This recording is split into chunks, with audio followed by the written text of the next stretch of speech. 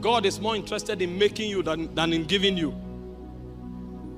Whatever you are given, you can lose. But whatever you become, you can replicate again and again. And so even though God, on the strength of his fatherhood, is predisposed to continuously give to us, he is more interested in making us. The first martyrs that encountered Jesus never received from him. He said, follow me, I will make you fishers of men. The ones he make sustain the capacity to do what only him can do. But the ones to whom he gave, they came again and again and again to receive. In fact, Jesus multiplied bread and gave to people, and the next day they were looking for him. And Jesus himself testified. He said, you are not looking for me because you desire me. He said, you are looking for me because I gave you bread yesterday. So the man who comes to receive will always come again for more. But the man who becomes receives the capacity to replicate that which is given, because he becomes an extension of the dominion of God to a generation and to a territory. There were 7 classes in the school of process that every believer who will have capacity to advance God's kingdom must go through. There is no boycotting classes in this kingdom. No matter what a man attempts to do, if he fails any class in his manifestation, you can trace it if you have spiritual understanding. You can see a man raising the dead, and so much is happening. But when you look at that man, the lack of character in his manifestation will reveal to you that he has violated some classes in the school of process.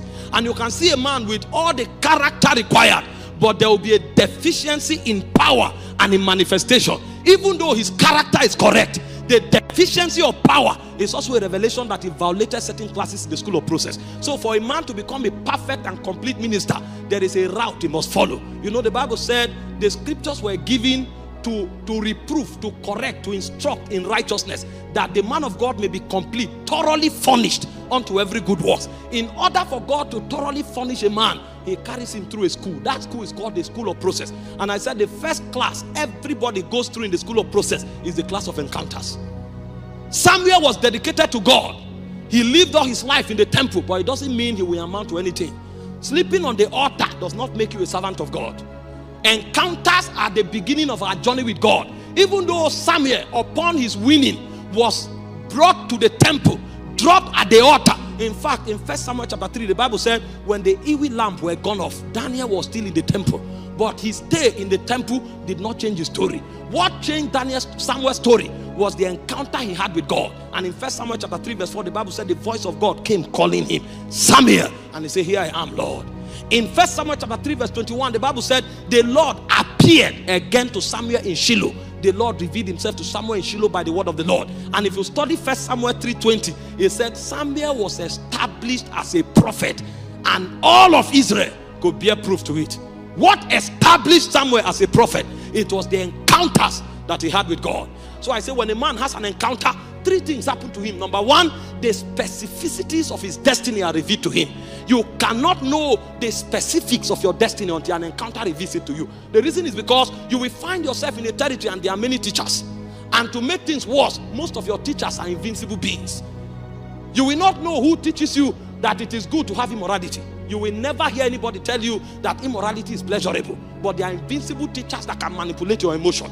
They are territorial teachers that the moment you enter a territory, they begin to alter the energy balance of your soul. And you can come to a place all of a sudden you start feeling as if you want to do something you have never done before.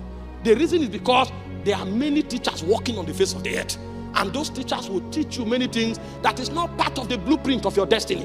And in order to go past the veil of darkness and receive instruction from the teacher who was in the studio of eternity when you were formed, you need an encounter. That's why I said to Jeremiah, before you were formed in your mother's womb, I knew you. I know your father is a priest, but captured in the lexicon of your destiny, priesthood was not a part of it. The ordination that I gave you from the studio of eternity is the ordination of a prophet. So even though priesthood is good, that is not your line. He took an encounter for his destiny to be reordered. And when he came back, he didn't come back as a priest after the order of Aaron. He came back as a prophet of God with the power to uproot and to plant. All of those dimensions were part of his destiny, but it took an encounter for him to see. The reason we compete with ourselves is because encounters are limited. Many times, people have encounters and they take off.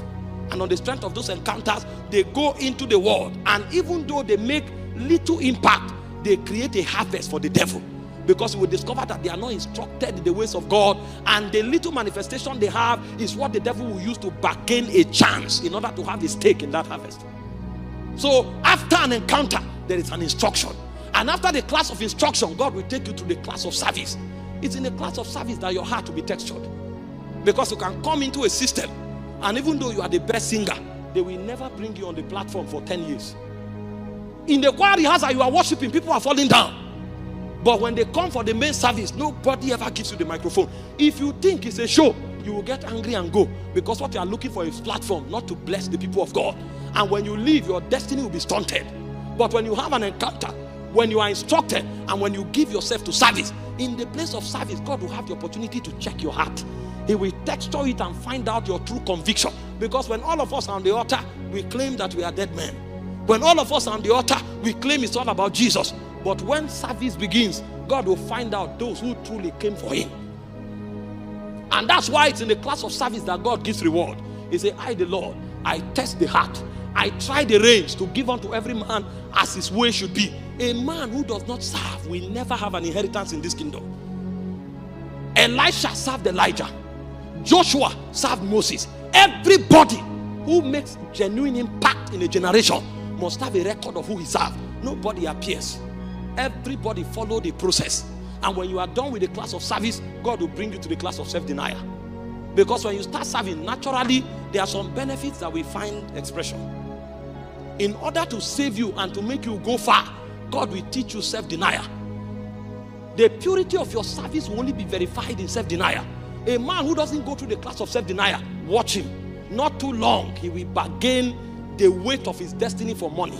He will bargain the weight of his destiny for pleasure.